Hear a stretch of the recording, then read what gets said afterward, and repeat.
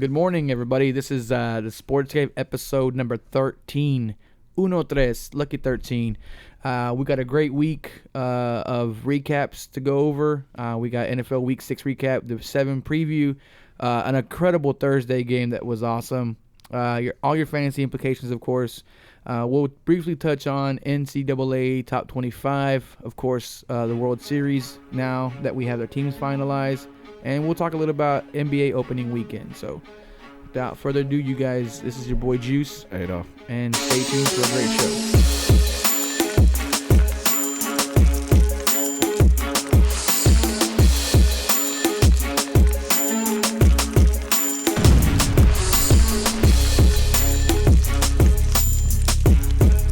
You're now tuned in to the Sports Cave on #Champs.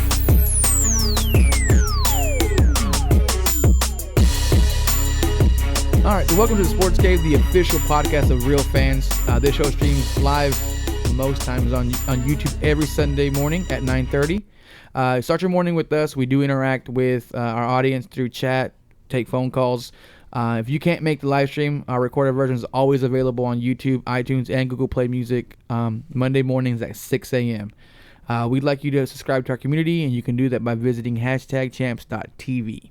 And don't forget to check out our pages on Instagram, Facebook, and at the Sports Cave on Twitter. Thank you.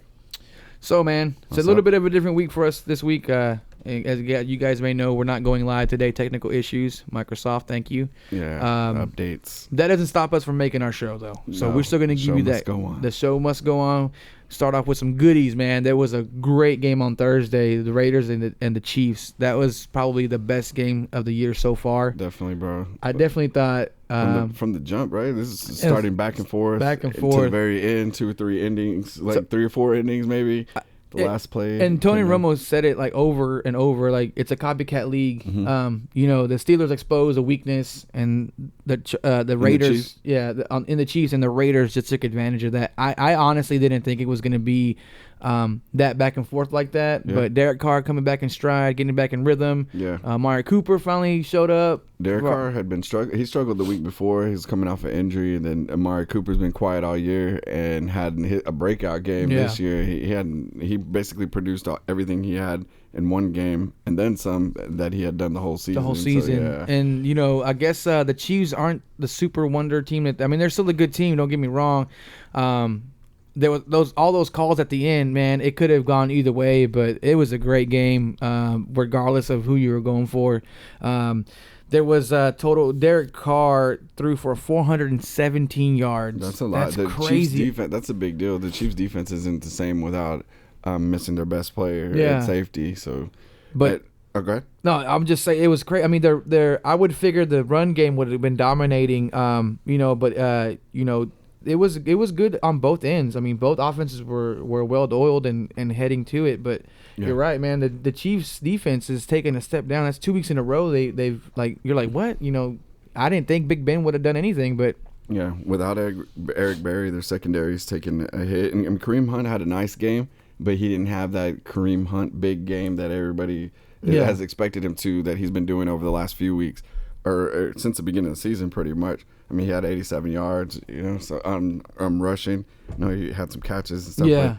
Yeah. Kansas City looks beatable, and Oakland actually looks like the legit team that we picked in the beginning of the season. Yeah, so they actually look like hopefully they'll keep it going. And Marshawn Lynch got suspended too for running on the field. They had a little skirmish going on. So it's good to have your teams back, but realistically, you're on a sideline, man. The guys that were out there could have handled that. But Marshawn is like that, though. He's very passionate about his team. It is his home. He was at home. He's got to represent, but it was pretty dumb on his end. And it came out later that him and Marcus Peters are pretty much like cousins and brothers, and he was trying to protect him. But he should know the NFL doesn't play about that type of stuff. And now they're going to be missing him for the next game. So they're going to have to lean on DeAndre Washington and Jalen Richard to have to which they didn't look too hot when they were running either. But either has Lynch. So same thing. Their whole running game has been kind of it's been we were debating at work. Me and another guy at work have him on and basically on the bench, but it's hard to not get rid of him because at any given point, man, they start going like this. He can have those breakout games if you needed someone for like a bye week. but then he goes out and gets suspended because you touch a ref. Man, you know better than that. Yeah, that's tough. I think once the winter months come in and the weather starts becoming a factor, I would hold on to him. Yeah. I think he's going to produce later on. And then with Cooper actually being a threat now, people are going to have to account for him, and he's going to get a lot of attention. So I think it might help open it up. Yeah, for the throwing running game. the way Carr threw that game against the Chiefs, and he was just dissecting them. I mean, he had a great game. I mean, he took his long shots. He haven't seen that in a while. He's coming back off an injury. You know, Amari Cooper was actually holding on to the balls. He still had a few drops, but man, he had his breakout game that he finally needed. And if you started him, congratulations. He put up like 40-something points, depending on what league you're in. At flea PPR, flicker was huge. yeah, man, that was a great play. And then I acquired Kelsey. He kind of had a quiet game. So Oakland's defense, stepped it up as well. I mean, they added Navarro Bowman. So Navarro Bowman came in off the bat, man. Yeah, and he's over there calling their plays on his first game, so that says a lot about him too. He's been there 3 days. He's got the plays going on in his helmet and calling them out, so that way he can get familiar with it too. But he did a good job considering he was only playing his first game. Yeah, and that's a good pickup for them. That's kind of what they needed. There's some help out. They have a good front line, and it proved that they can stop the run. But now having another linebacker is just another addition. And man, I wish we would have had a chance to talk to him and bring him to Dallas, but I mean, Oakland scooped him up. It was a good fit, not too far across the bay for him, so it wasn't that big of a transition. And I mean, he really did show out. That was a very good pickup for them. So I give all props to Oakland, man. I think you took the Chiefs down, exposed them. Kind of everyone has their number now, but I mean, it was still a high scoring game. I mean, it was back and forth. Definitely not a snooze fest for this week, and definitely not vanilla. That whole division's on notice now too. Yeah. The Raiders are for real. Kansas City's still up there, but they're not just going to run away with the division. Yeah. Denver's still in the mix, big time, and then San Diego is what they are. They're still they still hang around. Yeah, or excuse me, LA. I know it's hard to break the habit. They still are what they are, but they're still a tough team. But they're still, they're not. They're going to just lay back, and the Chargers still have they're good enough to hang, and they've lost a few games, but it's been by a couple points. That whole division is probably the division to watch because you have three teams at any given point. If Oakland stays the way they are, if Denver, Denver lost to New York, and if they can get their stuff corrected, I mean, they're still a threat. They're still definitely that defense is top notch. So AFC's looking good, man. Yeah, all their games are must watch. Anytime you see any of those teams playing each other, it's pretty much it's going to be a good game. So it's one of those that you have to see. So. That's pretty exciting. That's a good way to start off the Thursday night game. Yeah. We've had a couple good Thursday night games in a row. So it's a couple good ones, and that was definitely looking good. on the up and up on that. Yeah, that's hopefully that we keep getting more good games. I didn't see who we have next Thursday. But I think it's going to be a decent. I mean, this one was a good matchup. I think they're focusing more now that there's more division games is kind of what I've been seeing. But yeah, that was a good game. So we can move on to today's games though, because we got a full day of football today. The first one I have listed on here is the Bucks and the Bills, and they're giving the Bucks 3 points, so the Bills are favored to win. I can see that. In my pick'ems though, I chose Tampa Bay just because I still think they're right on the cusp of just having their breakout game. Winston's not playing in the game. I believe he's still out, and Fitzpatrick is their quarterback. So it kind of definitely. You kind of want to watch who you start fantasy-wise. I know Mike Evans was one of the top receivers taken, and if Fitz is throwing, it kind of makes a different dynamic now. The last time I checked, he wasn't in, and that was on Friday. So for sure. I heard this morning that he may play, and he's had some shoulder injuries or shoulder issues. But from what I've heard, he is going to play. I'm going to just double check real quick. Okay, well, he checks that again, like I mentioned. But it is different. I mean, Fitzpatrick did okay though. He was moving them along. He's done great in when he played on other teams, and he's a smart quarterback. I mean, he knows how to call and change the plays. It's just that they need that help. And Doug Martin relieving with the run game is also a big help for them too. Kevin Brate still putting up numbers, so that's a good check down. The Bills have a decent defense. I had him, and then I dropped him for the bye week and picked up someone else, so I wasn't able to get him back. But I think that should be a good game. It is confirmed that he will be playing. Winston will be playing today. So that may change implications on whether you start. Like I have D-Jax in one of my leagues, and then Mike Evans, if he gets guarded, that's usually my go-to. But definitely, you have to start Mike Evans no matter what. Yeah, Mike Evans is a must start. I have Kevin Brate starting him, and I have Shady. So hope Shady can run it all up inside and out of the Bucks. So it looks like a good game to start off. I mean, it's if you guys don't have Red Zone. I definitely recommend it. I didn't have it. I got it 2 years in a row, and it's a whole different way of watching football. And the mix, you can watch everything. But that's probably one of the ones I will be watching because I do have a lot of fantasy implications on that one. But the Bucks +3, I think they'll cover. I'm gonna go with the Bucks on this one, especially now that Winston's gonna play. Then I definitely think they have a good chance. It should be a good game though. I'm rolling with the Bucks also. I think they will be okay. Like you said, I think Evans is gonna produce. Jackson's a little tough to trust. Doug Martin's been beasting. Yeah, big time. Braid's been productive. So they're always in it too. They're always throwing the ball. The Bills, I don't know. Taylor's been up and down all year, but the Bucks defense is pretty trash too. Yeah, so I got think Shady. Have a so good game. yeah, I think Shady should have a good game. Tyrus should have a pretty good game. As far as their offensive weapons, though, that's the tough part about Buffalo. On the outside, they have Zay Jones, who's been okay. Charles Clay's banged up, so they don't really have the receivers that they're going to need to be able to keep up with the Bucks. So I think the Bucks will take this game. And it could be a trap game. It could be a shootout. It's hard to tell with the Bucks because there's the Bucks defense that comes in and shuts everyone down, and there's the other Bucks defense that comes in and lets Arizona run all over them. So that'll be a good game. Up next, we have the Panthers and the Bears. The Bears are given 3 points, so they're favoring the Panthers, but only 3, surprisingly enough. I think the Bears, I think they have a decent chance of staying in the game. For some reason, Cam gets banged up. He gets hit. Now they treat him a little different. I think me and my brother-in-law talk about this all the time.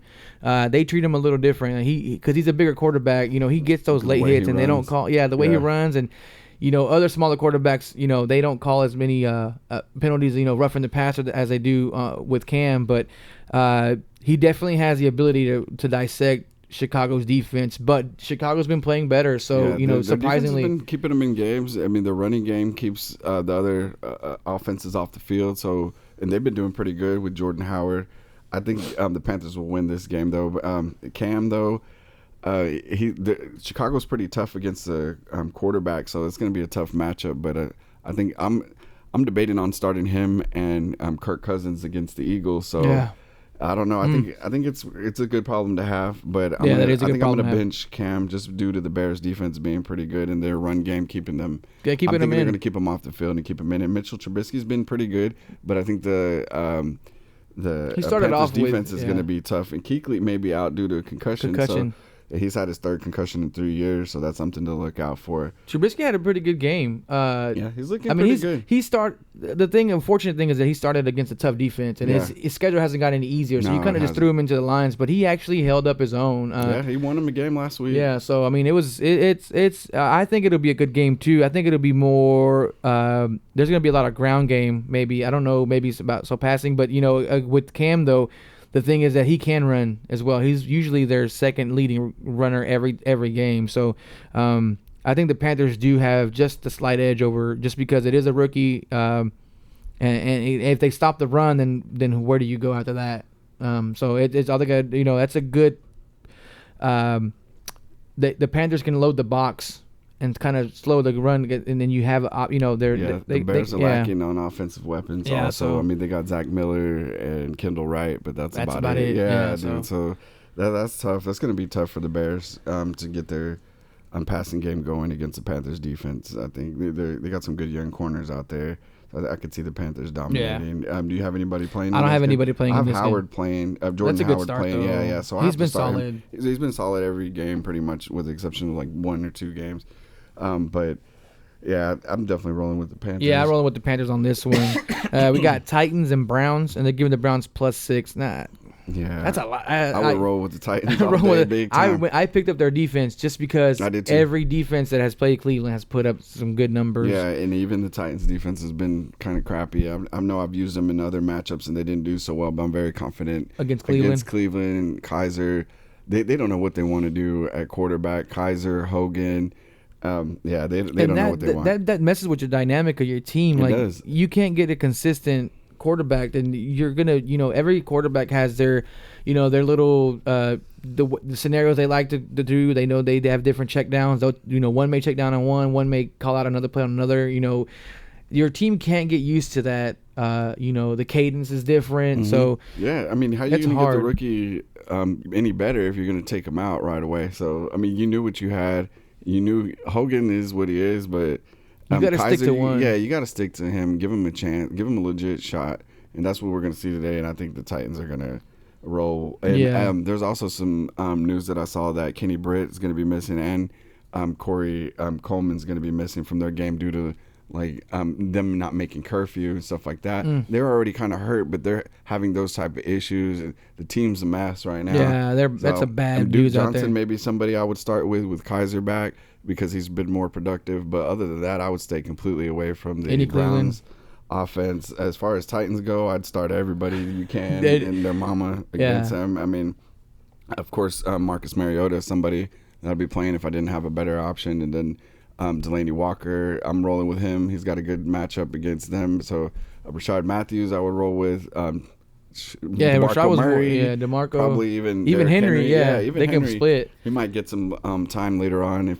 if they start rolling. If they roll up a lot of points, where they might be, he may get some touches. Now I got Mariota in one league, and I'm debating to start him. I know it's Cleveland, but I also got Dak against the Niners, and Dak's productive too, so it's kind of a hard toss. So it's a good problem for me to have, but really I can roll with either one. That's tough, man. The thing is, if they roll up on Cleveland like that, like everyone else has, they're gonna start running the ball a lot more, and then my passing options then get diminished. So as of right now, you have Dak. I think I would probably have Dak too, just because that might be more of a dogfight. And Dak usually has good games. He's been over 25 points just about every game that I've had. So it's a good problem. Like I said, it's a good problem to have. I'm just worried that if I put Mariota in, DeMarco may have a good game and Henry will have a good game, and they're just going to run all over Cleveland. I'd say just on the surface, the Titans to me are more committed to the run than the Cowboys are.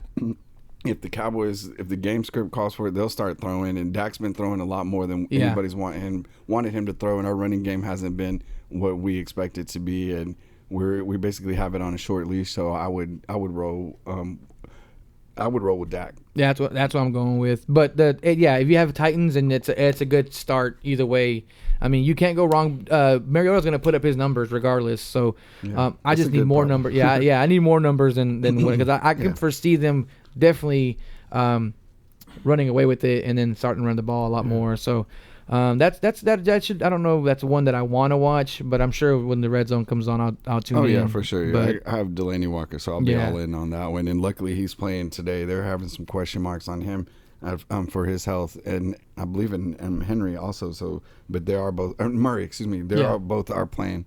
So that's good news for the Titans offense. They should have a good day. I mean, it should be a practice game out there for them. So I feel bad for the Browns, but then I don't feel bad for the Browns. So they just need to get their stuff together. I'm just glad that they need to pick better, man. Yeah, they've had all the opportunities. You've had to the first better. pick just about every year. Like, just make up your mind, pick someone and stick with them. Like you can't just expect a rookie quarterback to change your franchise if you don't have anybody else to help them out. You have some decent linemen. You have Duke Johnson, who's usually productive on the team that he's on, being that it's the Browns. But if you have the first draft pick, you got to get someone else in there. Spend some money to get them some help. You can't put everything on every rookie quarterback that you draft and expect them to change your franchise. That's not going to work that way. It doesn't matter who you get if you don't have anybody to help them. Yeah, that's true, man. That's true. Before we go to the next game, and before I forget, I just want to mention that Detroit and Houston are on bye, so you will be missing some starters like Lamar Miller, DeAndre Hopkins, Deshaun Watson. You're talking Will Fuller now, Matthew Stafford, Marvin Jones. So that's a lot of good players within those two teams that are going to be missing. Just alone, a lot of fantasy points. There's a lot of fantasy players that you have to make up for. At least it's not a heavy bye week like we've been dealing with the past couple weeks. But at the same time, it'll still affect you. I'm having to roll with guys that I might not roll with. I had to pick up John Brown off of the waivers to make up for some of that type of stuff, and he's rolling in my flex. So it does affect you in the bye week. So I just wanted to mention those before I forget. This is the season. This is the time of the season where anything can change because everyone drafted so well and they have their starters. But now it's when the bye week comes in, because I know if you don't pay attention when you're drafting, you start forgetting what buys are on what, and that does change it when you have, when you draft somebody like, I already have 3 guys on bye that week. I don't need another running back who's on bye.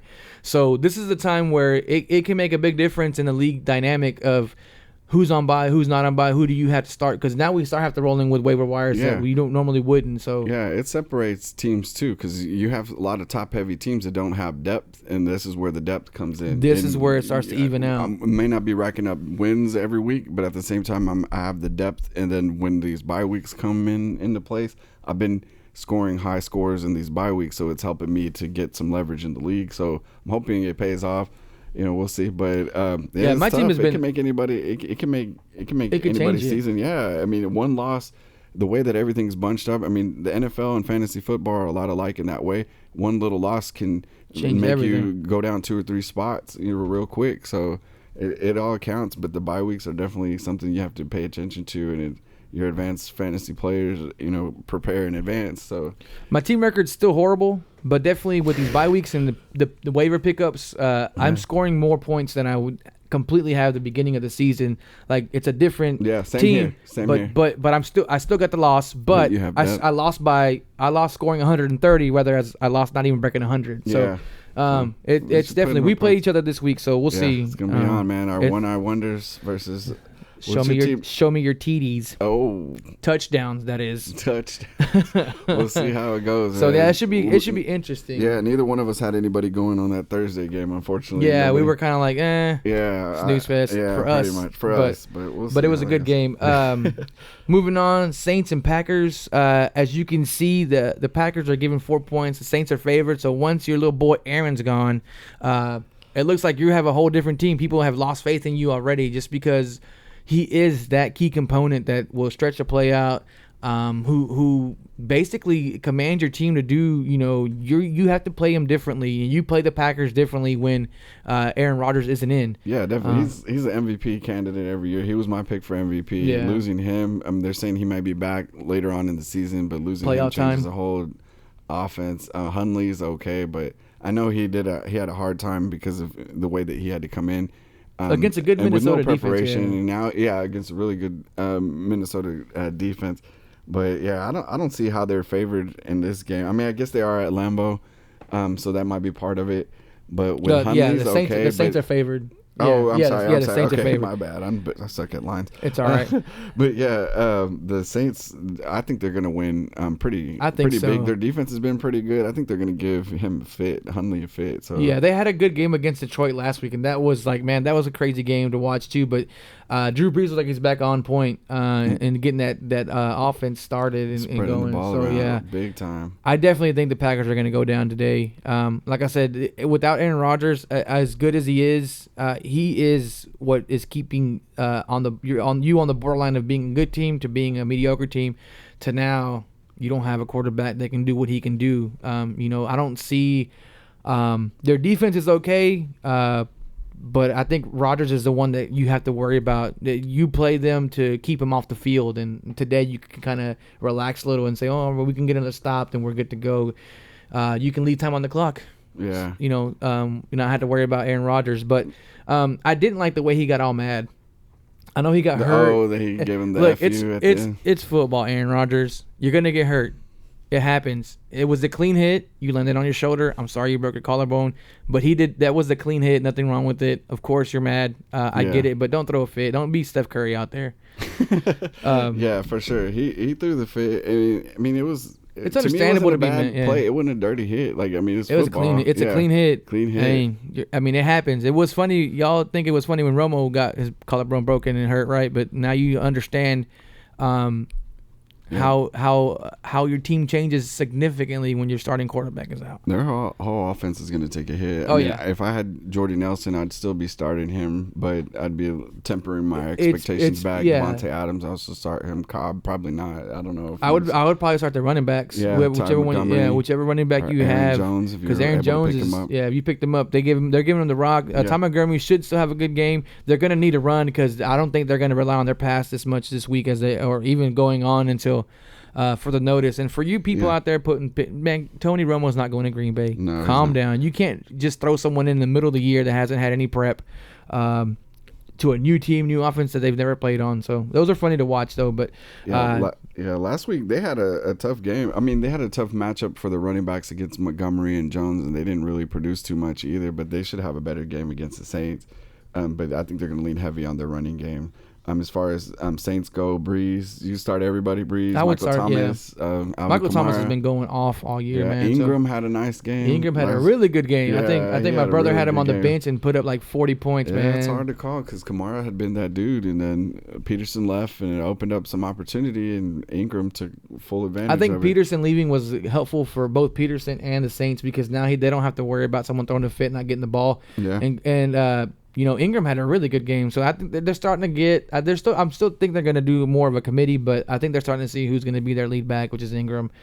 He went off last week, but against a pretty good, Lions defense. So I think against today, the Packers can be known to get run on. Zeke had a decent game, so right. If you have a good physical back, it takes a toll on the defense. So and it helps you, especially later in games. And if he can do that, I think he'll be able to be successful against the Packers. And with like Breeze coming back and throwing the way he's been throwing the last couple games, that definitely opens up the run game. So if you have any Saints, Ingram was a good start.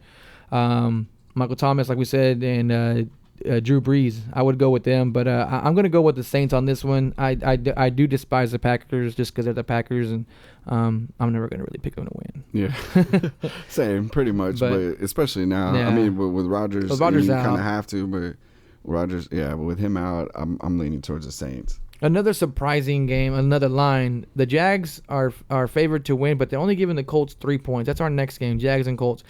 Now the Colts have been playing better. As the weeks go by. Yeah, Brissett's getting there. Brissett's He's getting good. in his groove. I picked up Mac, and now that Turbin's out, that was a bad. I'm just remembering in my head his elbow popping out. Yeah, that was a bad injury. It was a bad injury. So that Frank Gore, they do try to limit his touches. He's still beasting though. He's trying to prove a point that he's not old. Yeah. But Mac was a good pickup. I may not start him against the Jags because the Jags still have that potential. Their defense has stepped tough. up. Yeah, So their defense is tough, bro. I'd probably sit him too, but overall for the long haul, I think Mac is going to be that dude. I'll keep him sitting on the bench for a week Turbin or was doing a lot of vulturing around the goal line and in the red zone, so I think and he was a Mac's third down back. Yeah, Mac's opportunities will go up. Not against the Jags though. But The Jags defense is legit, bro. Man, they're good. I mean, and they're gonna give the Colts wide receivers a hard time. Their secondary is one of the best in the league, if not the best. And T.Y. Hilton's gonna have a tough day. I think Jack Doyle's probably gonna have a tough day. They don't have a lot of weapons. I mean, they have Moncrief, who's been up and down. I mean, the Jags outscored on last week. Moncrief has been doing pretty good. But, I just don't see them outshining the Jags secondary. Nah. Jags secondary is legit. So I just don't see Brissett doing that. He might get a couple runs here and there. But I wouldn't start very many Colts with confidence. The Jags got scored on last week, but I don't think that's going to happen again. They can fix their problems pretty quickly. They're still a tough defense. I don't really trust starting any of the Colts players personally. Yeah. I don't know. I go with the Jags on this one. The Jags are going to be missing their stud running back. Leonard Fournette's going to be out today, so that is going to be something that's going to help Ugo out because I have him in both of my played leagues. today. So. Yeah, I mean, but Fournette's been in one league, beasting, I was able to pick up Chris Ivory, who actually did really well even last week He did. with Fournette in there. I mean, Fournette did get hurt in some of the game, but Chris Ivory's been He had their a big third down game. back and catching. And he's good. I mean, he's solid. He's always been slept on. I've had him the last couple of years and when nobody wanted him. And even with Jacksonville, even when they sucked, he was able to produce. And I always end up with Jacksonville running back. So I was happy to pick him up last night when I found out that Fournette was gone. And then in our Chubb league, unfortunately, he was gone. But I do have some other guys that I think I would be able to use. But he's Fournette should be definitely back somebody to though. pick up. He'll be back soon. They have a bye, so it gives them that opportunity to give him some more rest. So that's one thing the byes are going to affect. Also, are injuries. If a player has 1 week, They're like going to Sean Lee, just for example, with the Cowboys, they gave him another week to rest up and then fully use the heal bye, instead of coming in and risking more injury. So I for some reason though, I have a feeling that we just never know with these games. Like as much as we stress that all year, it's a division. It's a division game. You never know. Manny's out today, and Manny's our public defender who always will say that these division games, that's a staple that he likes to throw out. These division games have a different meaning. You never know, and that's true. That's really true. I still think the Jags will take it, but the Colts may put up a fight. I don't foresee it, but for some reason I'm getting that vibe. You never know what Bortles is going to do either. You never know which Bortles you're going to get. He looked really good last week. I know some people, and with injuries, some people are going to have to roll with him. I did see he was starting in one of our teams in one of our leagues, and I tried to offer a trade to that dude, but he said no. But I was like, all right, well, we'll see what you get with which Blake you're gonna get. Yeah, see what you get, buddy. I've had him on my team at one time, and it was like I never started him. He ended up getting dropped pretty quick. But I mean, if I had to, I guess in a crunch, I would start him. Marquise Lee, maybe. He's been up and down. Their whole receiver corps has been up and down. So it's tough to pick them. You can't trust Mercedes Lewis either. You can't pick him, yeah. So it may be a little different. Chris Ivory may be their number one receiver today. He was, he had great numbers last week.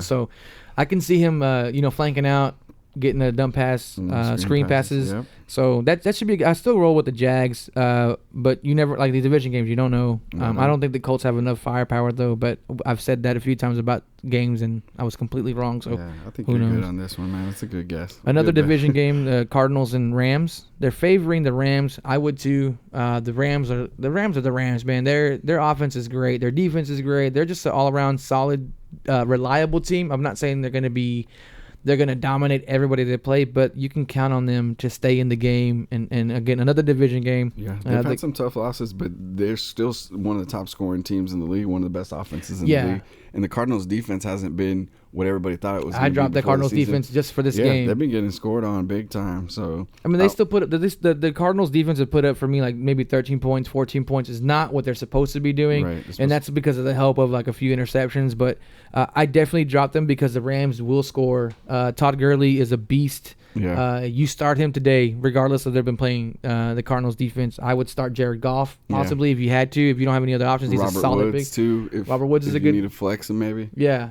Or wide receiver too. They should be a good game. The Cardinals have been in a few shootouts this year already. Yeah. So and the Cardinals too, though their offense. Don't sleep on them. Yeah, the Cardinals look good with Adrian Peterson there making his debut. That changes dynamic, he got 2 touchdowns, big time. They look more like the Cardinals that we have become familiar with David Johnson back there. And that's what I was going to say. He's more that David Johnson-esque running back, and you can tell the difference just last week, just him getting in there. Oh yeah. I mean, I'm sure his play calling was limited, but he can still run through the numbers, and he did great. And it opened up the game big time for Palmer, who had his best game of the year. Who can take his long shots again? Yeah, I'm hoping he's able to do that again today. So he was at one time he was 14 for 14, just chunking it. He was. I did pick up. I used him last week, Palmer, and he did. The running game helped that a lot, and he put up a bunch of points. So it's a good surprise. Yeah, he's been he was doing okay, but not maybe what you would think he would do. Considering their weapons with Larry Fitzgerald, who I would also start today. Good start. John Brown, who's coming back from injury and getting back. He was very So he's someone to watch out for. Definitely. Too. I mean, they have a lot of speedsters that they can throw to on the outside. And now with the running game, and also don't you get taken fact that Adrian Peterson is a good blocker too, so he can provide that protection. Smart play. Yeah, smart. The protection to let the guys go out a little deeper. So I think this is going to be a shootout. The +3 to the Cardinals, I think that's fair.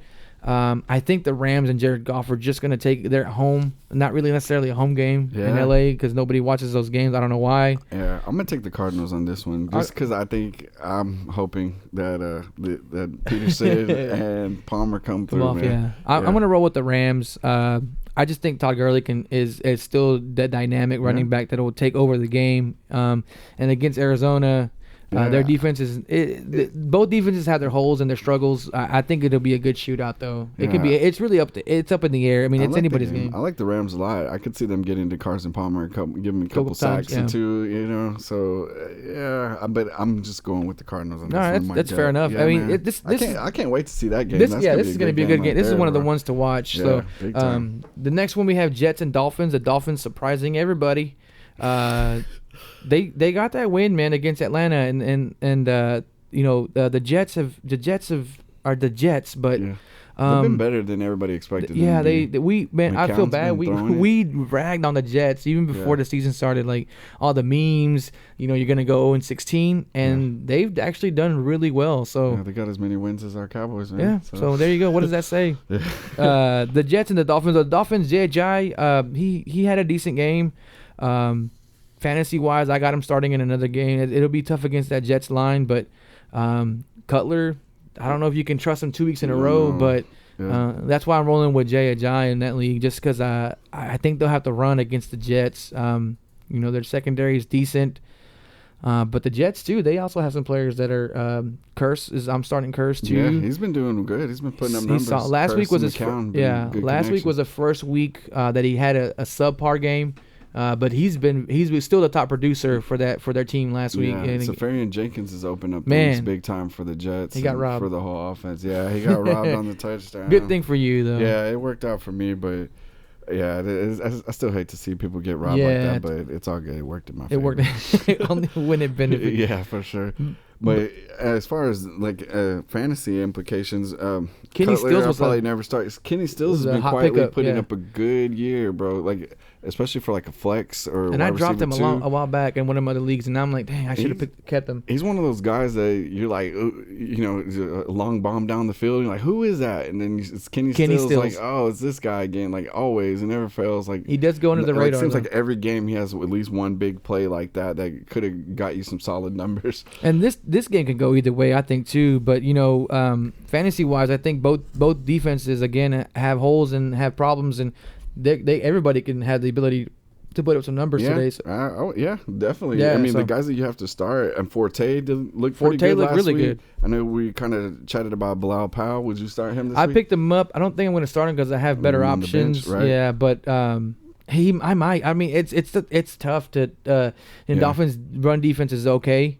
They have a good front line, but I don't know, man. Powell might be someone that I think I may. It's tough, man. Because I had picked up Elijah McGuire because he did well, and then I was hoping he would do pretty well last week, but he had a quiet week. All three of them are back healthy today, and all three are playing, so it's kind of hard to. That's the only reason why I don't want to maybe start Powell is because I don't know how they're going to do the committee, and I don't want him just in for one play, so maybe first and second, and then take him out, and then they'll give another guy the second, and then their third down back, It's three solid running backs that have all shown their capabilities before, so it can really go either way. That's maybe the only reason, as I have other guys that are going to be more of your starters, more of your lead backs. So that's a good one. That's a good one, though. I would bench him too. I think that's a smart move, especially if you have some better options, just due to all the question marks. Well, it's a tougher matchups I have tougher matchups, but again, they're lead backs. They're the number one back, so that lets me know for sure they're going to get touches, and that plays a part too with these committees. Time. Yeah, big time with the way that the NFL is these days. I think I am going to roll with the Jets on this one though, just because my brother-in-law is a Dolphins fan. And he always roots against the Cowboys, so take I'm that, gonna roll Jeff. with the Jets too, just because I don't like the way that Cutler's been. Just in general, I just don't trust him. Like, I don't think he really wants to be out there. It doesn't look like it to me at all. Like, just his facial expression, it just doesn't look like he doesn't care. Like I remember when I was watching, it was I forgot what play it was, and it was incomplete, and he just kind of looked around, and just walked back, like, I don't care. It was incomplete. Could have been a touchdown. It wasn't, but. I think the Jets have the upper hand on this one. Yeah. I still can't trust Jake Cutler. And the Dolphins just in general, you really can't trust them that much until they get their quarterback back. So McCown's been doing good. I'm just looking at his stats right now. I mean, he's had 24, 15 points the last couple weeks. So he's somebody that you might have to start too. He'd be a good start against the Dolphins if you had Aaron Rodgers or you have somebody on bye. So yeah, he's been pretty solid as far as fantasy wise. I wouldn't be afraid of the Dolphins. Defense I wouldn't either. be too bad either. So I think they'll be. This may be another potential blowout or a shootout. I mean. Yeah, I mean it's a division game, so it should another be division game. Right on. There you go. Next up we have Ravens at Vikings, and the Ravens are they're the underdog. They're giving them 5 points. and on the line. So the Ravens are hard to tell what they're going to do each week, man. I cannot. Flacco's been terrible, man. He's been bad. He's been really bad, especially with that price tag that he comes along with. I don't. They have those highlight reel plays, but then the rest of the game is like, man, what are you doing? Like, you can't trust throwing to nobody. You can't trust the throwing game. You can't trust the running game. You can't trust the defense. I had picked up Mike Wallace for a little while. Yeah, and especially against the Vikings defense, I wouldn't start any Ravens. I'm staying away from any Ravens. I know they had Watson, who was doing okay for a little while, but he's gotten quiet too. I don't have any high expectations out of any of their players. Today, I would roll with the Vikings. I'm rolling with the Vikings too. Whoever you got, basically Thielen. Thielen's been kind of quiet. I have him in our league, and he's been kind of quiet. But I think against the Ravens, he can have a good game. It's just he still produces. It's just he's not producing those big numbers. But he's still a solid receiver. He's gonna get his touches. Maybe and a flex or a flex if you needed a flex. He's a good flex because he does get a lot of looks. So that's definitely a plus for him. If you needed to, and you needed depending on the bye week, he's a good start, I would say, against the Ravens, because the Ravens defense, you don't know what Ravens defense you're gonna get for sure. So I dropped them. Dominated this, and then they got bad. Yeah. I played them last week because they had a good matchup, and they came through and got like 2 or 3 touchdowns. Yeah, but they did good. But I mean, I don't think they're going to do the same against the Vikings. Yeah, their running game is still good. So I'm going with the Vikings. If they can't get their passing down, then I'm for sure they're going to run the ball, and I think they can run it successfully against the older, line that the Ravens have. And Terrell Suggs lost a step, I think. I mean, he's still beasting out there, but you can get around him now. He'll still have. I'm sure they may get a sack or two, but they're going to have to stop that Vikings run game. The Vikings line is great, so. Yeah. I'm rolling with the Vikings. McKinnon's looking good. He's looking real good. I would definitely start him. He looked real good. Like a lot of people picked Latavius Murray. Yeah, I picked him up and had to drop him. Yeah, bro. I know you were racing to get him with that number 1 pick. Yeah, with that number 1 draft pick in last place. Thanks. McKinnon, though, he's good at catching the ball from the backfield. He's a good PPR machine, man. Yeah, he's been solid. As far as Stephon Diggs, see somebody? Him and Thielen are top 2 producers, but I would start him if you don't have another option. Which you probably don't if you have him on your team. If you have him on your team, then it's a good start. The Ravens are very beatable. Kyle Rudolph, maybe get him some work in. I mean, the tight end's been pretty tough. Tight ends may be tough. That's you probably don't have a better option than to start him either. Tight ends in general this year have been tough to get a good, decent tight end. So if you have a tight end that's producing, keep him. Unless you need to trade him, then holler at me. It's been tough. It's been a tough year. If it's not Zach Ertz or Kelsey, and maybe even Ingram from New York, no one's putting up numbers. So yeah, but I mean, even those guys have had the bad weeks, games pretty much too. Kelsey, I traded for Kelsey, and I think I got a good deal, and he didn't put up but like 9 points. Yeah, but Oakland played really well, so I can't complain. It's better than what I had before. So right on. I'm going to go with the Vikings on this one. The Ravens, I think their defense is unpredictable. I don't know which defense is going to show up, and the Vikings stadium is really, really. They do have a home field advantage there. Yeah, so Keenum's got him looking pretty good, and I know Bridgewater's practicing, but I don't know if it's guaranteed that he's going to get his job back once he comes back. He's gonna have to work, and Keenum's gonna have to look bad. Keenum's gonna have a couple bad games. I don't think he's gonna. I think he's on a roll. I think he's gelling well with the team, and he's definitely earned his keep. So, Teddy Two Gloves, man, you're gonna have the work cut out for you, and you got to roll with your hot hand right now. That's the way the NFL is. And they have Bradford too. Nobody's really talking about him either. I mean, I know he tried to come back. And he looked like crap. He was looking real bad. I don't think he was ready, man. Yeah, he wasn't ready to play. And, he was looking like a boxer just getting beat up out there. Yeah. So they had to take him out. And Keenum came back, Keenum's rolling. So I will watch out for He the might Vikings. be a good start, too. Yeah, the Vikings may be the number 1 contender in their division now. After the Packers are out. Yeah, the Lions have been up and down, too. The Lions are still pretty solid, but it's same thing, too. Yeah. They're beatable. Yeah. You don't have a solid – the Vikings look like the more solidified team in that division right now. So I don't like the Lions running game. Nah, they don't really have any options. They're on bye this week, so we'll see. Maybe they get that right. Yeah. Now we start moving on to your 3:00 games and then your late games. The one we've been waiting for. I know you guys are waiting for the Cowboys and Niners. Old school rivalry that kind of just fizzled out. I have to say I'm nervous about this one. I think I'm a little nervous too. The Niners have almost won pretty much all of their games except the first game, so they've been in every game. They've lost every game. It's been less than 7 points for each game that they've lost. So definitely, I do not want to go into this game thinking, no, we're gonna run over these guys. They're giving the Cowboys 7, the Niners 7, so the Cowboys are favored to win by a touchdown. But I would definitely be careful with that defense. I think I don't want this to go into too overconfident on the Niners defense because they have stayed in games. They have let close games and they have let people score on them, but I think they're still dangerous. Carlos Hyde, I know they're shopping him around, but he can still run, and our defense isn't one of those old school. It's gonna be interesting, man, to see what CJ Betis have because it's gonna be his first start of the season. Yeah, so they took out Hoyer to put him in, and he looked okay. He looked decent. He looked better than Hoyer was doing. So it's going to be interesting to see because our defense, as you know, can't stop anyone. So I can run on that. I could see Hyde doing well against us, and the run game. Our defense is bad enough to let anybody stay around in the games and stuff. So. Just when you think you're out of harm's way, the boys got to come back and have it gets put on the offense a lot more than it should be. I'm hoping a bye week they found something that they need to look at and their techniques or what. I don't know what it is, man. We have defensive ends playing the tackles now, and that's not going to help us in the run game. So I think San Fran can run on us. Just like anybody else really could. Yeah. But I'm still going to start my boy Dak in this game in one of my leagues. Yeah, for sure. I have Dak. Dez has been coming on strong. So Dez has been solid. My brother has been trying to tell me to get rid of him. I can't. He's put up solid 15-point games every. It's not the big numbers, but he's solid. He's getting touchdowns. And he's getting touches. Yeah. And they go for good yards, dude. He's not getting a lot of these dump offs and quick slants. He's getting 10, 15 yards every game, so that's 2 points, PPR right there. And then those they look from in the end zone regardless of who it is.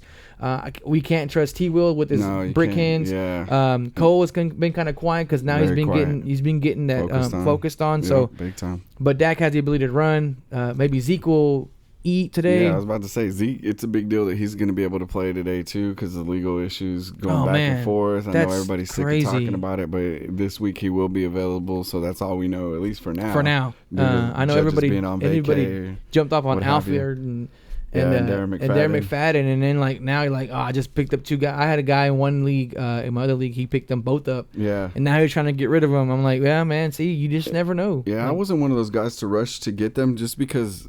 The question marks and then just the way our run game has been in general, even with Zeke back there, we haven't looked that great. So I was kind of reluctant to do that move. I mean, I understand why they did it because of the possibility of Zeke, and it still lingers out there that he may still be suspended 6 games, but he should have a big game today, and it's going to be huge that he will be able to play because San Francisco's not that good against the run game. So San Francisco's one of those defenses where you start any running back pretty much against them. So I think Zeke should eat today. Hopefully should. We need him to. Our line's been questioned a lot this year, so it's time to show up. I mean, yeah, man, we need that time of possession that we had last year that was killing. We had the ball pretty much all the games years. Dominated on this year, it's not the same. And our defense is vulnerable. We're getting exposed big time. And you know what? I think I'm still going to go back to it's the play calling, man. I think there's still very vanilla, as Will would say. We're very predictable, man. It's like, if my wife, who doesn't watch a lot of football, can understand what's going to go next, come on. I mean, and shout out to my wife. She does watch football, but I mean, she can know they're not. Why are you doing that? Like, you have your casual fans that don't watch a lot, that aren't into the details and the minute things that are what are you doing? Why are you running it on 3rd and 7?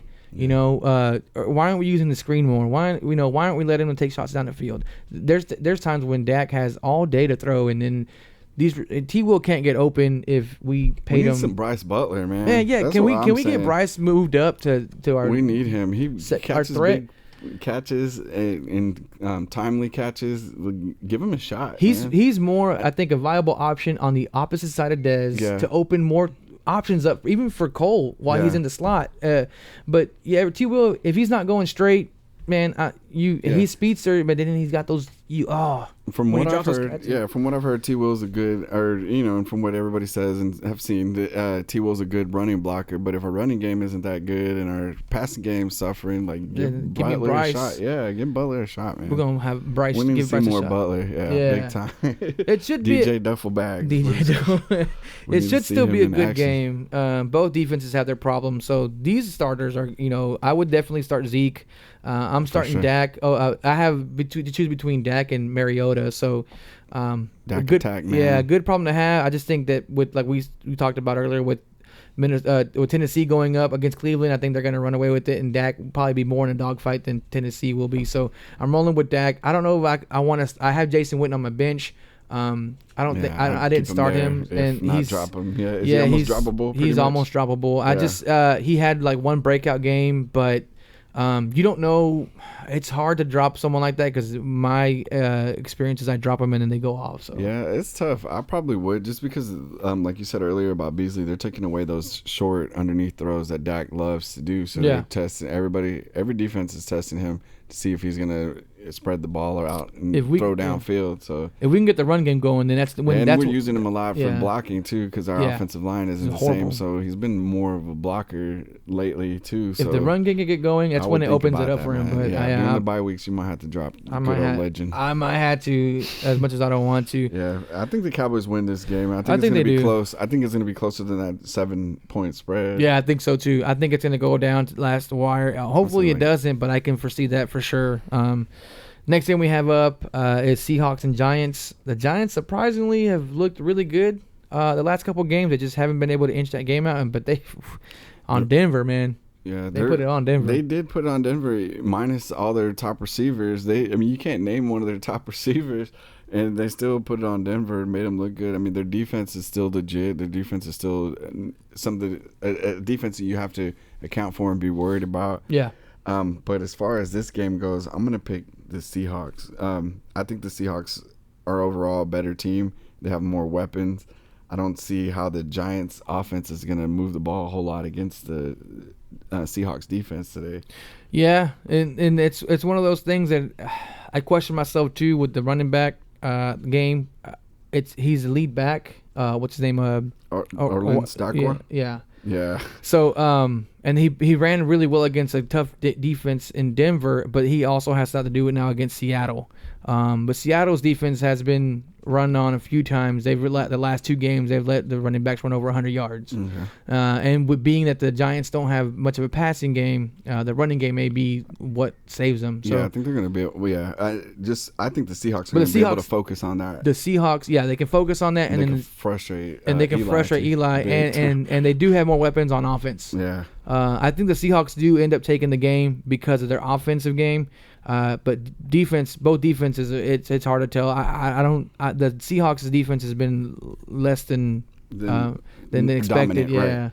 Yeah, now I got you. Would you start Eli Manning against the Seahawks? I probably wouldn't. I wouldn't either unless I was absolutely desperate. If you had to. I think he's available in 2 out of my 3 leagues. Sterling Shepard may be back, which should help them and should help their offense maybe. If he's there. He plays well in the slot. A lot of people pick him up and drop him, and he had a good game and picked him up again. But that may be their go-to and who they have. Number one guy, he's probably gonna be on the outside. That'll be a good game. I think the Seahawks. I think you're right. I think the Seahawks overall are a better team. But you don't ever know what the Seahawks have. They have their holes down too. Yeah, they do definitely have their holes. Would you start Russell Wilson versus the Giants? Man, see, the Giants defense is decent too. So some good corners, they have some good, and JPP's been stepping it up the last couple of games. Yeah, I probably wouldn't either. I wouldn't start him unless you had to. Right. Doug Baldwin's been pretty quiet. He's been quiet. The running game has been consistent but not dominating. Yeah, they may have CJ Prosise come back, and their whole running game is a team that I would definitely stay away from. Yeah, you have Eddie Lacy in the mix also. Rawls is in the mix also. That's 3 committee backs. So and then against the Giants, have more guys. Giants have a decent line. They have the good inside tackles, and their linebacking core is okay, but their corners is what allows them to stop the inside. So I would go with the Seahawks, but I would be reluctant to start anybody that plays on either one of these teams. It's a must if you have to, but I would stay away. it could go either way. It could be a really low scoring game, or it could be they expose each other, and Seahawks. I can't trust Rusty just yet. Nobody out there, so I hear you, man. You might turn it on later on, but this isn't the week that I would. Yeah. I mean, you always expect the Seahawks to make that last part of the season push. That's when they come back. Usually. Yeah, but right now, I wouldn't. I wouldn't trust them too much.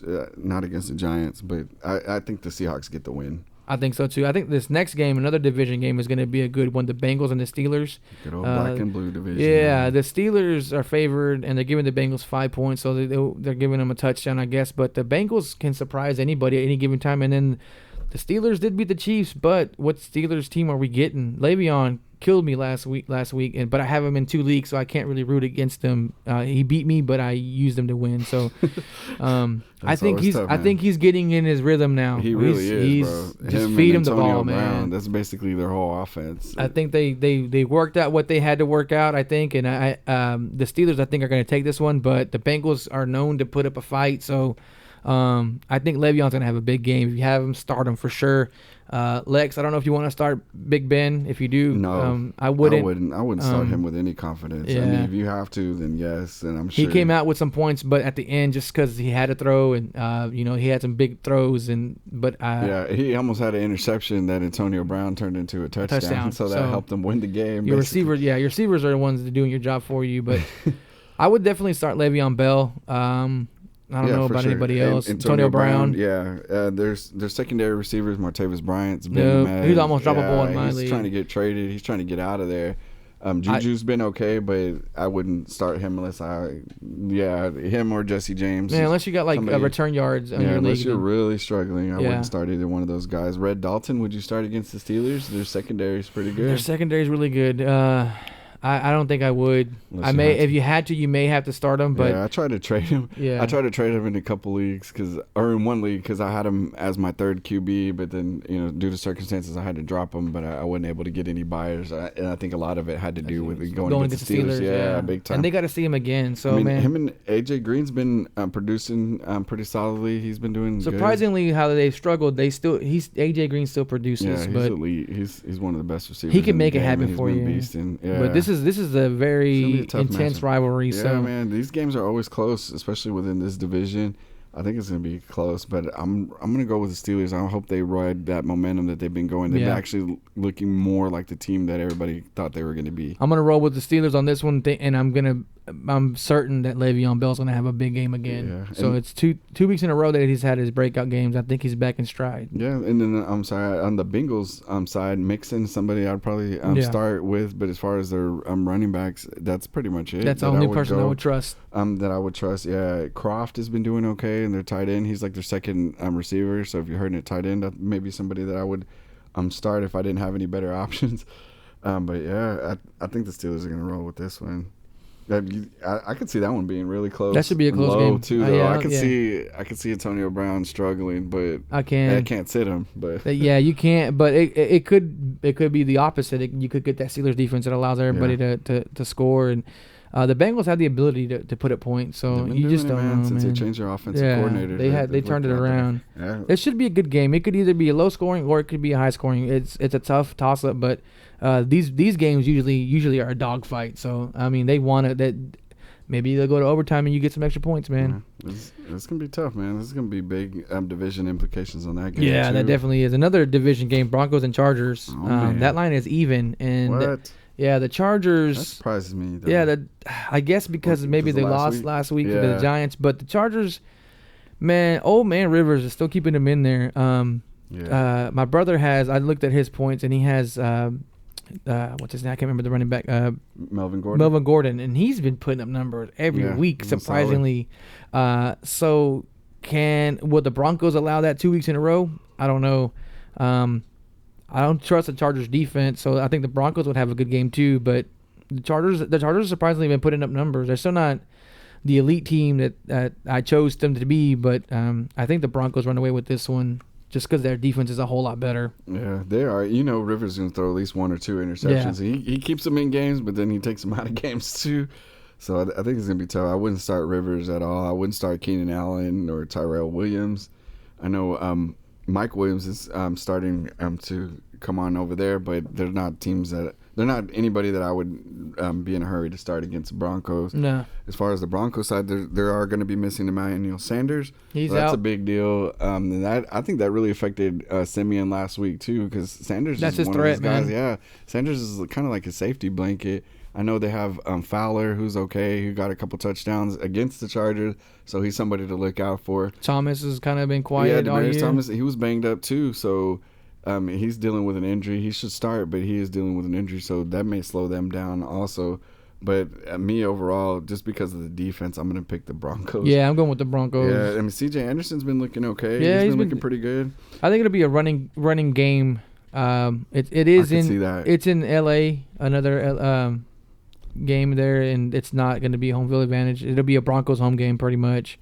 So I don't think that has anything to do with it for as far as like making noise and stopping the Broncos. But I can't trust the Chargers, man. I just they stay in the games and they fight, but I think the Broncos are just going to redeem themselves from last week losing to the Giants. To me, until the Chargers show me that they are for real and like get a couple wins in a row that they should be winning, then I'll go with them. Until then, I'm gonna pretty much roll with whoever they're playing against. So I'll go with the Broncos. Go with the Broncos too, man. Game tonight, rematch of last year's. Probably the game of the week. Game of the week. It has to be the game of the week, pretty much. The Falcons and the Patriots. Now they're favoring the Patriots. The rematch. And they're giving the Falcons 3 points. So I don't think the Patriots are going to win this game. I think the Falcons are definitely going to want to redeem themselves losing to Jay Cutler and the Dolphins. But this is going to be a statement game for them to prove a point. That Revenge, man. I was talking to you earlier before the show started about starting Matt Ryan. It's a hard choice. I have Matt Ryan or Carson Wentz, which is in our next game we're talking about. Yeah. It's a good problem to have. Yeah, but as we stated, I mean, average Joe quarterbacks have been throwing 300 yards against the Patriots. It's pretty much the benchmark now. So, yeah, Wentz has been solid. I want the Falcons to win this game. I do want the Patriots. I am very tired of the Patriots coming back. They should have lost to the Jets. Yeah. I almost called that one, but it was a close game. It was a lot closer than I thought it was going to be. I was like, man, I'm going to look stupid in the next show, but it was closer. I don't feel bad for picking the Jets. Looked like the Jets had a chance. I texted y'all like, oh, the Jets, and then of course, you did say it's still early, which is true, but I definitely didn't feel as bad picking them throughout the game. No, they had them worried. They had them pinned back against the ropes. And I think the Falcons are going to run. And this is the reason why I'm still kind of lingering on starting Matt Ryan, is that the run game is going to dominate, but 300 yards in the air to every team they played is very enticing and very tempting. So I can't go wrong either way. If it's open and it's there, Matt Ryan's going to take it. I have Tevin Coleman. I'm starting today. Tevin Coleman, I got him in my league. Because of them not being able to stop the pass, and he gets a lot of those short passes. But like you said, if they're able to get the run game going, he can run. Also, Devontae Freeman should have a good game. I'm basically starting all your Falcons major guys. Julio Jones, even Hooper maybe today. Hey, he may have one of those breakout games today. The other thing that I was thinking too is that this is a game where they want revenge and they want to prove a point. So Matt Ryan may run the score up, and they may just keep throwing. They have to. They saw what happens when you give Brady some time. So man, everybody sees what happens with Brady. So I think this would be one that they want to just mollywop and embarrass him. Yeah. I think I'm going to end up, and the good thing for me is that the game is Sunday night, and then my other game is on Monday with my quarterback. So I have all day to linger around and, knock a few back and make my decision then. But I think Matty Ice is definitely very tempting for this one. 300 yards, you can't just not acknowledge that. That's tough. That's tough to just downplay. And although they lost to the Dolphins, I mean, they still had a decent game. So not only that, but I mean, even if the Patriots, let's say Tom Brady, who's one of the best ever, if not the GOAT, if he gets going, then the Falcons are still gonna have to keep up with him too. I would definitely start Brady. Brady's a start. For sure. I think Hogan's been kind of. Hogan's been on Amendola. I have him. I don't think I'm starting him this week. I don't remember if I put him in or not. It's one that I definitely want to go back and take a look and see should I start him, because Gronk is back. But Gronk is Gronk, and he can't always stay healthy. Yeah. One good pop, and this is going to be a physical game. This is a statement game for the Falcons, and I think it's good to start. I think you're safe to start any of them because anything can happen. Yeah. Brandon Cooks, I traded him away in one of my leagues. He's been kind of quiet for me, and I acquired Kelsey for him. I think to me was a good deal. That I had no tight end. Yeah, Deion Lewis came back too. He's gonna get those short passes. I had acquired James White and traded him right away too, just because I don't feel comfortable with their offense, and I know Burkhead's starting to get into the practice mix too. So their backfield is too. The Patriots are still the Patriots. Yeah, man, and then they're unpredictable as hell. So yeah, their defense is horrible, but their offense is they find a way and fine tune. They proved it last year in the Super Bowl. They'll make a way to come back. So I would be okay if I needed to start Amendola. He's overproduced his projections every week that I've started him, except for like 1 week. Hogan is questionable for me, but he's Brady's go-to in the red zone sometimes. So Gronk, if you have him, start him. That's bread and butter right there for Brady. So I like Amendola. He makes a lot of tough catches in limited space. You know, he takes a lot of hits too. That's why he gets hurt a lot. But he does take a lot of hits. But he's steady. If I didn't have a better option, I wouldn't. But I would definitely like to have him on my bench. I should have picked him up. I think I do have him starting over Deshaun Jackson because of the whole, injury. And but the Bills defense. Yeah. So, but yeah, Amendola is a solid. If he doesn't produce, I'm okay with that because I know he will come back and have a good game. But right, he will. He'll be due. But this game has a lot of implications in it, so I think they're gonna go. Everyone's going all out. Amendola is one of those guys you have on your bench, and the next thing you know, he has like 20 points. Yeah, you're like, damn. Yeah, Gina. Yeah, I have a lot of those guys. I have a lot of those guys. Maybe next year we should just keep track of our bench points throughout the week and see who had the most bench points at the end of the year, and just kind of like, here's your toilet bowl award, something. For fun, right? Just for fun, just to keep it. Helps no one award. Yeah, the helps no one award. The mystery relevant award. Yeah, I like that. Maybe some dude just sitting on the couch with a bucket of chicken or something. I don't know. That'd be cool just to keep track. Because I know at the beginning of the year, all my bench points were like, oh my god. Yeah, me too. I had the bench all stars, so we're trying to get that right, man. Trying to get it right. The bench all stars, I like that. Last but not least, another division game. This is in our division, the NFC East. Redskins and Eagles. They're favoring the Eagles. They're giving the Redskins 4.5 points. This is going to be a good game too, man. I cannot wait for this game. This is a must-watch. That's one of those rush home, whatever you're doing, and we got to watch this Monday night game. I got to coach a soccer game on Monday. They never give them to me on Mondays, but it's at 6:30. It's an early game, not the late one. So it's an hour, 5 minutes. I should be home by then. So like, speed it up, ref. Speed it up, ref. Don't Let's call go. that. Nothing to see here. Nothing to see here. It's okay. She fell on her own. This is going to be a good game. It is. It really is. I'm starting Cousins in one league against the Eagles defense, and I'm nervous, dude. I am nervous about the Eagles defense. He didn't produce too much against in week one when they played, so I am kind of nervous. But he has come on a lot stronger. Doxson's helping open up the offense. Yeah. Pryor's doing okay. He's not he's not what everybody thought he would be. Yeah, he's been tossed around Cleveland. our league a few times. Yeah, and their running game, Washington's running game's kind of it's okay. They got I don't think they've made they haven't made a commitment to anybody. Rob Kelly's still lingering around. Thompson's there. I think I'm starting Thompson because of just the defense that the Eagles do play. You kind of have to give them those little short throws. Right. They're tough against the run, but not as good against the pass. So in Thompson, that's right in his wheelhouse because he gets those short passes. So I am starting him in one league. He had a good game last week. Yeah. So we'll see how he does. I was kind of nervous. Chris Thompson's one of those players that projections are never going to be high, but when you play him, he produces over. Yeah. He's one of those guys. It's hard to call though. Because the projections there, and you're like, no, he's not going to do crap. And then next thing you know, I started on the other weekend, and B. Ryan had a big game. A big game. So I was like a couple weeks ago. Yeah. And last week I had to start him, and he came through. So Rob Kelly's out there. I don't think I'm comfortable if you had to pick him up. Maybe you could pick him up if you really needed some injury. I know a lot of guys in our league have injury issues, but I don't think the way that Thompson's been producing, I don't think they're going to give him the ball back. I think he lost his job. Get that dude off the field, man. Yeah, that dude's he's definitely can be the difference maker, especially if you need to check down. The Eagles defense is playing great. They stay in every game. Washington's been playing good too, though, man. As much as I hate to admit, both of these teams look like the top two out of our division. They really are. Carson Wentz has been balling. Carson Wentz has been so solid ever since I got him from that trade. Mm-hmm. It's hard for me not to start him, but I that 300 yards is what's sticking out. I can't. Yeah. But if you have him, you don't have my problem. When I have, I'm playing against the Patriots, then he's definitely a good solid start.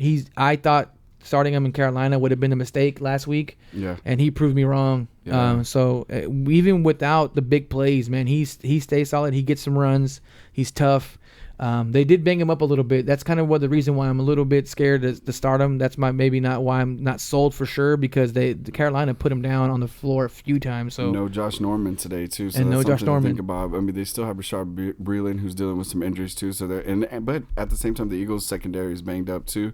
So it's going to make it interesting on both sides to see how they react against these two really good quarterbacks. It's going to be a quarterback display. This is going to be a good, solid dogfight too. I can't wait to see. Cousins is tough, man. Cousins is a solid quarterback. He's underrated. Like when his back's against the wall, I think that's when he plays best. That's when he definitely has that chip on his shoulder, and he comes back, man. He's got some swag to him, man. Yeah, you like that? I hate to say it, but he's one of the guys. But this is definitely going to be big for the NFC East. Yeah, this is going to, the Eagles are up at top, but if the Redskins can pull out that win, then that changes the dynamic, man. I'm kind of hoping for that, and that's why I'm going to roll with the Redskins, mainly off of hope. I know the Eagles are tough. The defense makes plays. I'm going to go with the Eagles on this one, man. I know the running game isn't the best, but Carson Wentz has just proven that he can make it happen. This is going to be a close game. I'm rolling with the Eagles on this one just because they're on a roll. But we'll see. Cool. Yeah, and Jordan Reed, we hadn't even mentioned him. He's one of those guys that he hasn't produced, but they haven't really needed him as much either. Vernon Davis has been doing. Yeah, Vernon Davis had a big game last week. Yeah, I'm kind of like on the fence with him. I'm thinking about picking him up because he's producing, but then I know Jordan Reed is there. But every week that I keep passing by, I'm like, damn, I should have got Vernon Davis because he's producing more than like my guy Delaney Walker. So that they got two really talented tight ends, and I mean, they've been using them, but they haven't been using them a lot in the red zone and stuff too. So that's something to watch out for. I think the Redskins have a lot of weapons, so I think I like the Redskins' weapons more. And on the Eagles side, Alshon Jeffrey, he's been okay, but he hasn't been producing consistently. So I'm going to sit him today, but I am kind of tempted, or Monday, excuse me.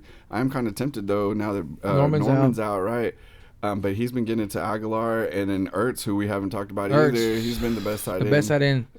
That's what's been saving me with Carson Wentz is that he has that tight end. Ertz is just open. Like I would cheer even though I'm playing against because that's my quarterback that I have, but Ertz is solid, man. Ertz is the top producing tight end, surprisingly enough. Yeah, he's helping with the short passes. The running game isn't that great.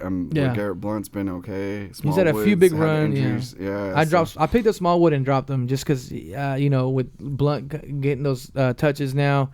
That's a tough one. I'm going to roll with the Eagles just because they're playing at home.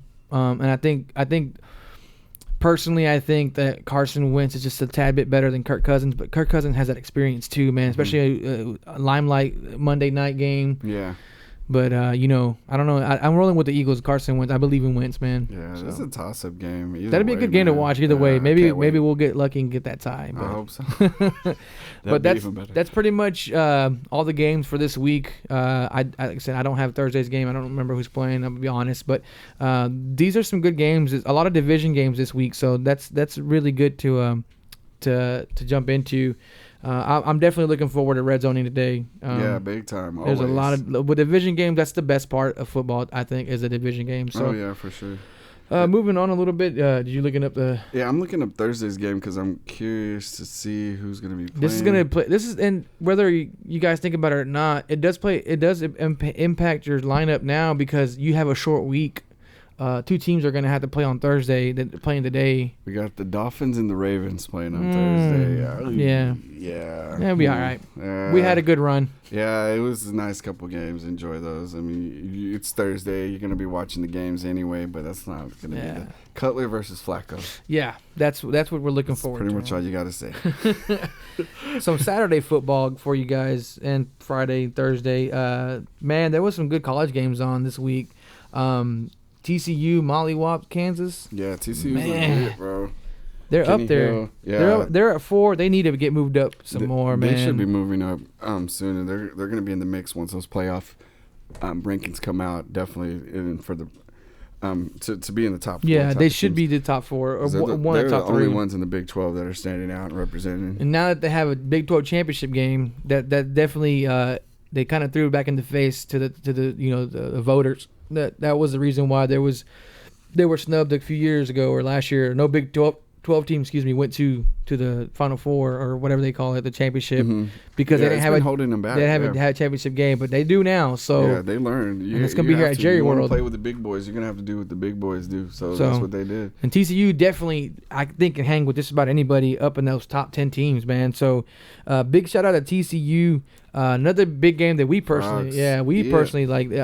Notre Dame and USC. That was two top 25 teams, number 11 against number 13, and Notre Dame just destroyed They shut them USC. down. I USC's can't. supposed to have one of the top draft picks as quarterback, and he they didn't got do much Molly yesterday. Watt, man. Notre They Dame's put a looking 40 on legit, them. and they put themselves back in the position. I to think get in the playoff they're at once 13, everything so I think once they vote, they'll go in top 10, man. Yeah, So, from what I saw from the power rankings today, they're like at number 6, so they should be in that somewhere in that mix. One of the top teams that have one loss, so they should definitely be in that mix. I think the only thing that hurts Notre Dame is that they're not in any conference, so not all their games have.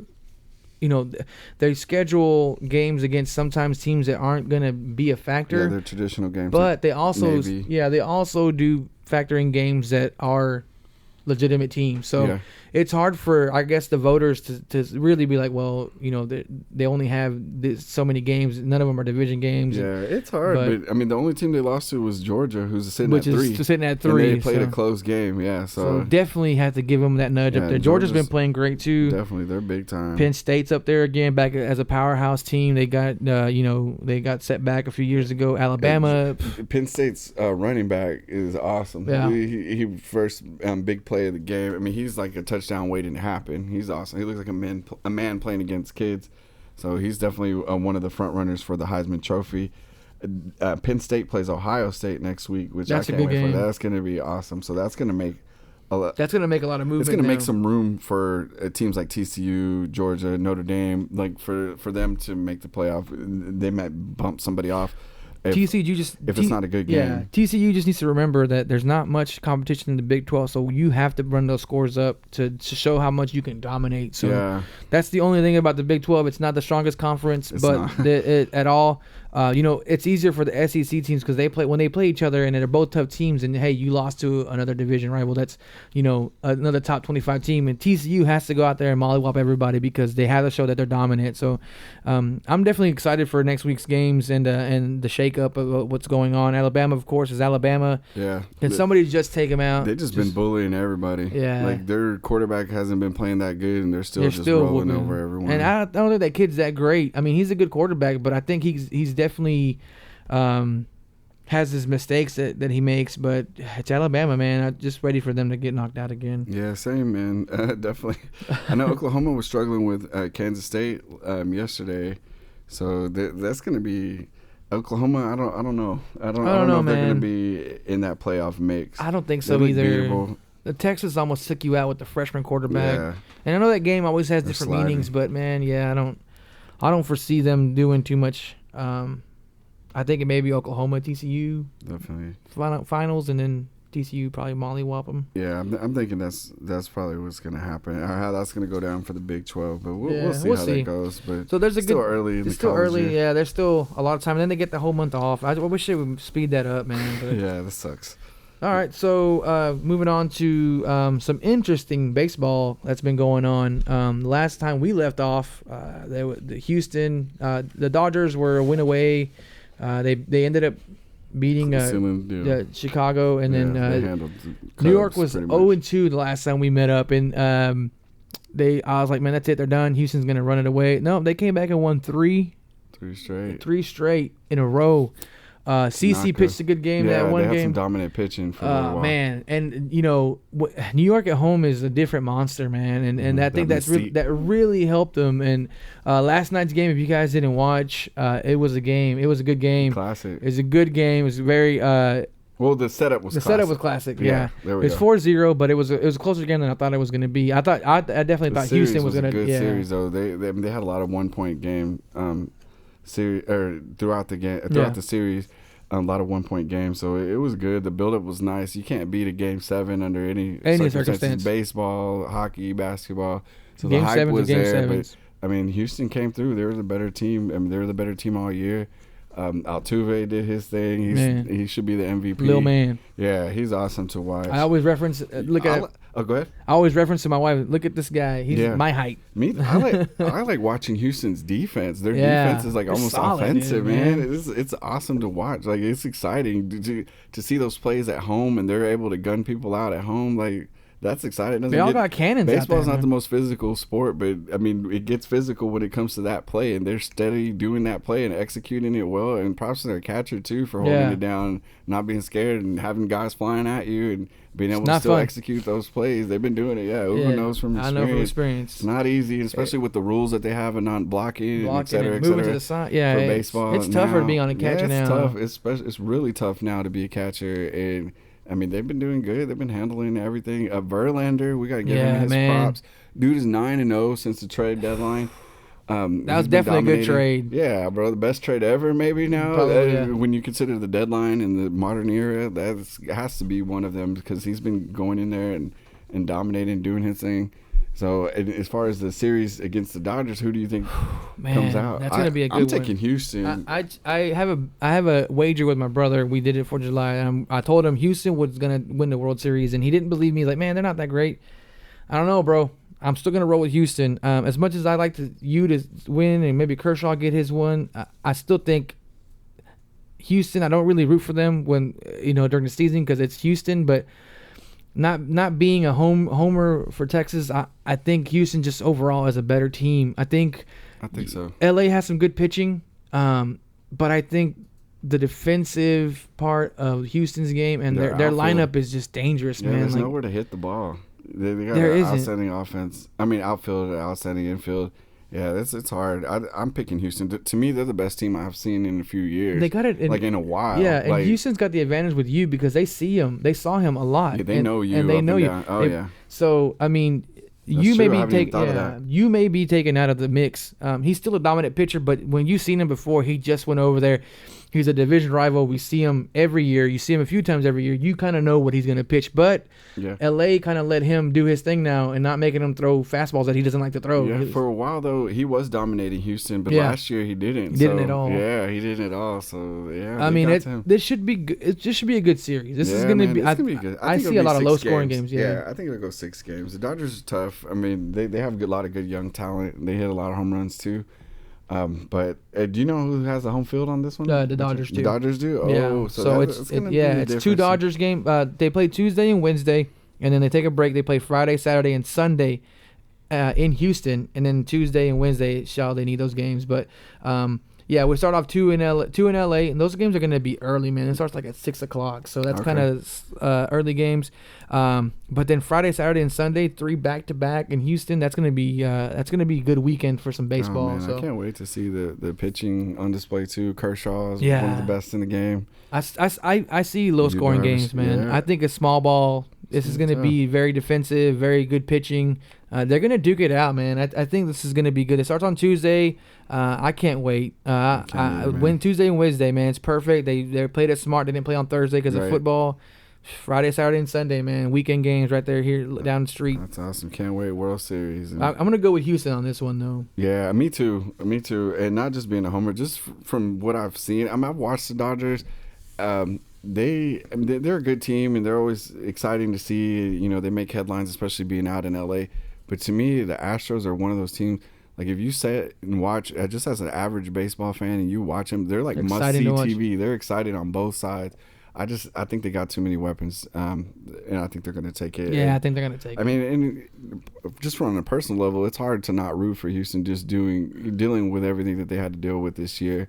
And, being from Texas, too, I always rooted for them when they weren't in the Rangers division, and now it's hard to just turn that switch off and be like, no, they're in our division now.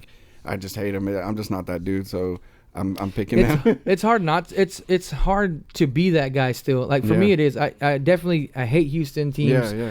Just because it's the armpit of Texas. I always call them that. I mean, but they're the little brother. But they have like the Rockets come up and beat Dallas. Dude, it's on my nerves. Yeah, and then Houston did that. Yeah, they're building. It's hard not to root for them though. Yeah, this is a good team. I don't know if you saw it or not last night, but they were talking about the Sports Illustrated that they had put out a few years ago, saying that they were going to be the team in the World Series in 2017, and they had Springer on the cover, and it came true. There it is. So It's just They did something right They were down so there. bad for so long. They were able to accumulate and pick the right picks. We miss you, Nolan. Yeah, Nolan. How did that taste? Seeing Nolan right there.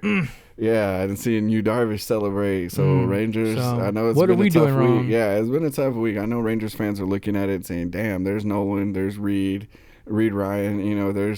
And then there's you Darvish over there. Yeah, it's a tough pill to swallow seeing them in the World Series, but it's gonna be. But cool I'm gonna at root the for same Houston, time. man. It's gonna be cool to see. I think they're the team just because of just speaking team wise, they're the team that you got to beat. I don't think LA has enough. Puig, is he gonna show up or not and throw fits? And the pitching is gonna be a really good excitement to me.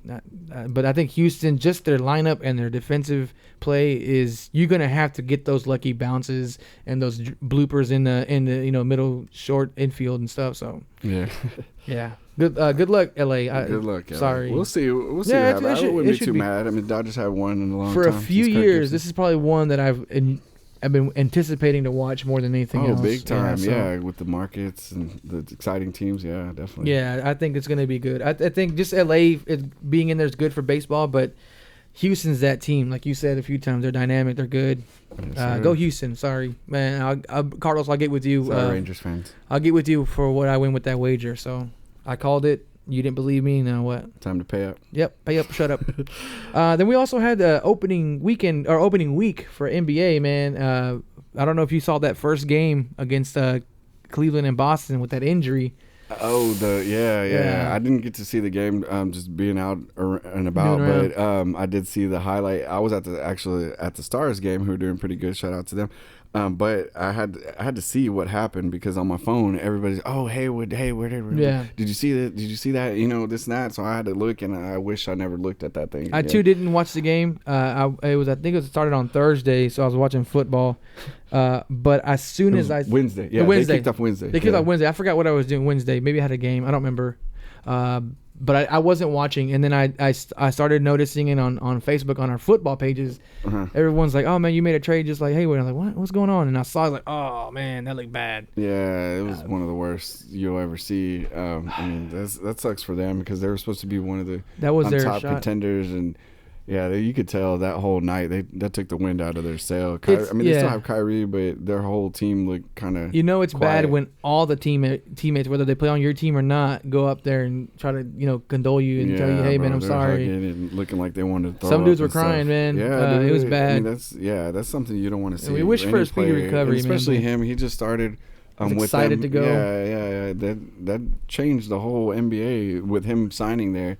I mean, he was one of the top free agents. They were that was my shot available, to if take not out the top LeBron, free man. agent. So Yeah, so that's gonna be tough for them to do. The Cavs look pretty deep though, and surprise, Derrick Rose is already hurt. But other than Rose being Really? hurt, yeah, get out of here. Nah. But overall, though, they look pretty deep. I mean, you just look at their bench. I mean, they got Calderon, they got D Wade out there. So I mean, and plus the team that they already had. So, But do you think that there's going to be some kind of beef because you gave D Wade the starting position instead of Smith?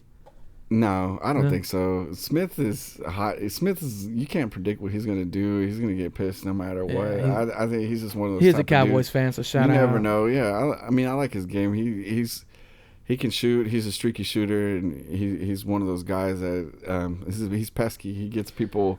He can get people mad and Yeah. get people out of their game and stuff. But nah, D Wade's earned. I mean, he's a legend. He's Yeah. earned his stripes. He's a Hall They're of Famer deep, but for they're sure. also old too, Yeah, man. they It's are old deep team, and so- old. Yeah. So So it's a good team on paper, but I mean, this is going to be. They get a break now. We're not having to go too many back to backs. The season started earlier, but they just need to stay healthy. They definitely need to watch their minutes, being that it's an older team. So, did you catch any of the Mavs games? I did. I went to the first Mavs game. I went to the opener, and it was cool. It was hype, but I'm afraid to say that's probably about as hype as it's going to be all year. Like it was weird to see Dirk not in at the end of the game, which a lot of people made a big deal about. But Dirk himself deferred to Powell, Who was and having a hot game. He was having a good game, and he was hitting threes. They've been begging for Powell to step up on his 3 game, and he hit a couple of them. So that's why Dirk said it.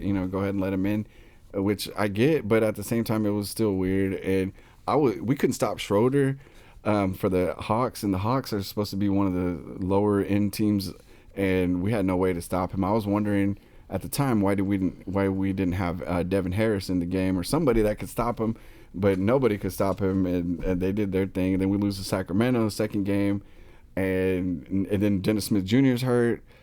Devin Harris, rest in peace to his brother. Unfortunately, his brother passed away, so he's not going to be a part of the team for a while, which is completely understandable. There's a lot bigger things to worry about than basketball when you have that type of stuff going on.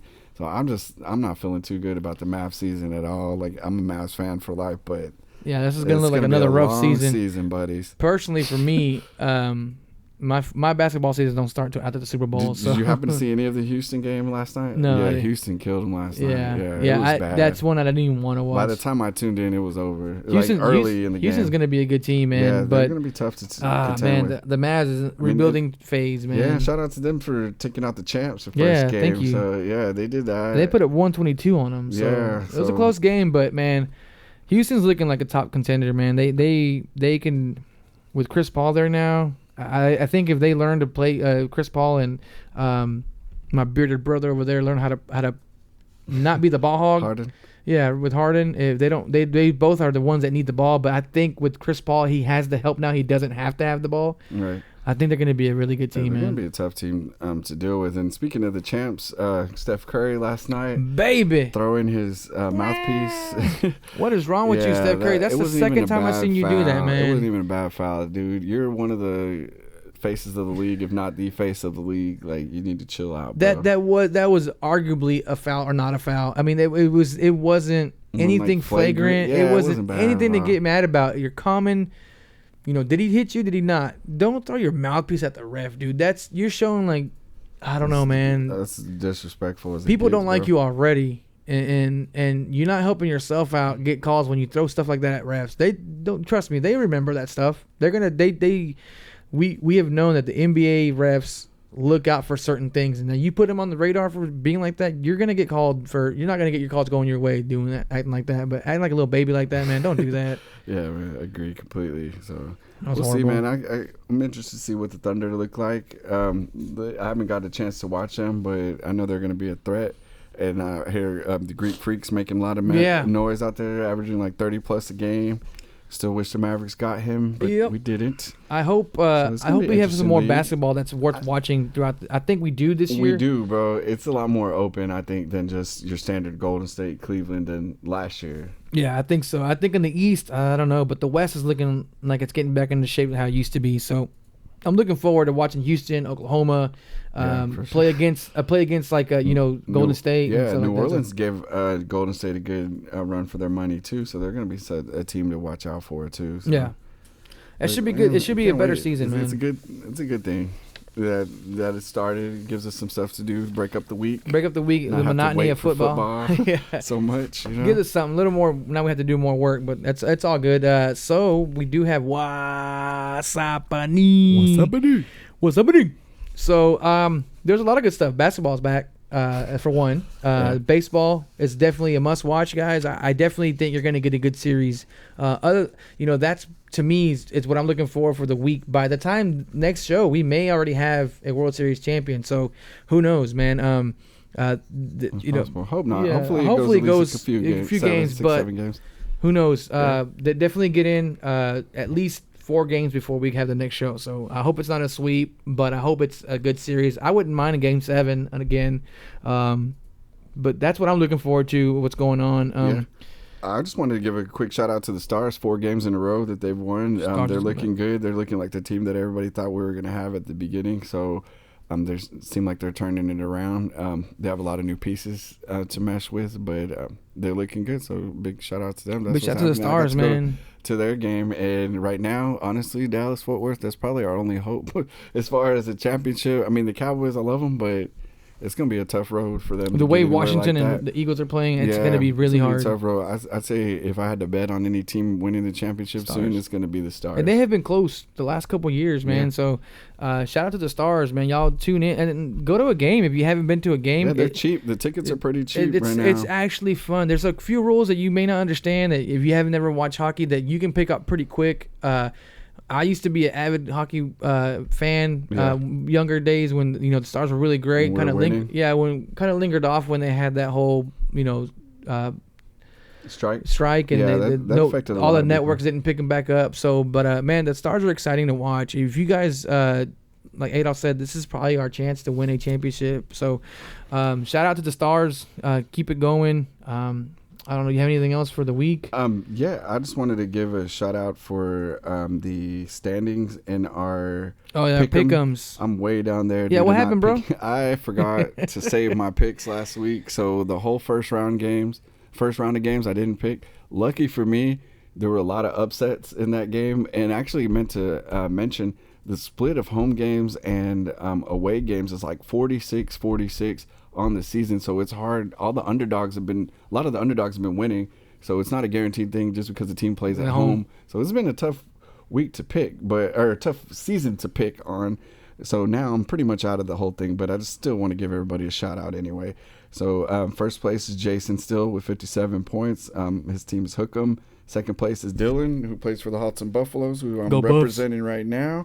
Yes, with my new little buff shirt that I got on, and Ubba is in second with him at 55 points, and Chubbit, Attacks, and Modelo are in third. So Laura and Fredo shout out to them for hanging in there. So yeah, I got a lot of crap. Laura, about maybe it. you should remind him to do his picks. Yeah, she kind of did, and then next thing I know, I was like, yeah, I picked so and so, and then next thing you know, I was like, I didn't pick anybody. So luckily, I was able to pick in the afternoon games and make up some ground. But now I'm sitting like around 13th. I went from like 8 to 13. I don't even know where I'm at anymore. Yeah, I know I'm making my picks, but I haven't checked it. Other than that, I just want to give a shout out to Sheila at Calling Y'all. Thank you for hooking me up with my hoodie. Nice, I like that, bro. We'll definitely get some of these. Yeah, we definitely get these going. It's sweater weather, so thank you, Sheila, for always helping us get our orders in. It goes perfect with that Dodgers hat, man. It does, man. I had to get it with this Dodgers hat. So fresh and so clean. But yeah, if you guys are needing some kind of sports, she does sports logos. She did all our soccer shirts. We have connections, guys. Whatever we need. So we'll get our connect worked out for the t-shirts, and we'll let you know when they're ready for sale. Once we get everything worked out, solid, everything going well.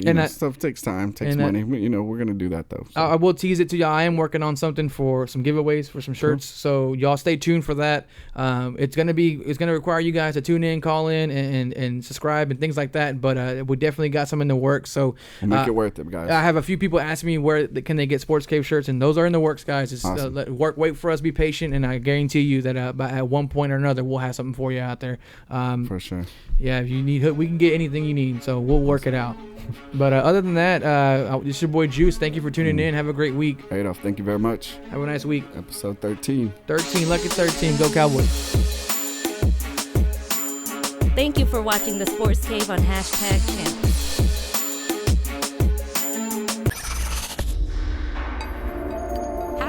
#Champs is a Twisted Curve production.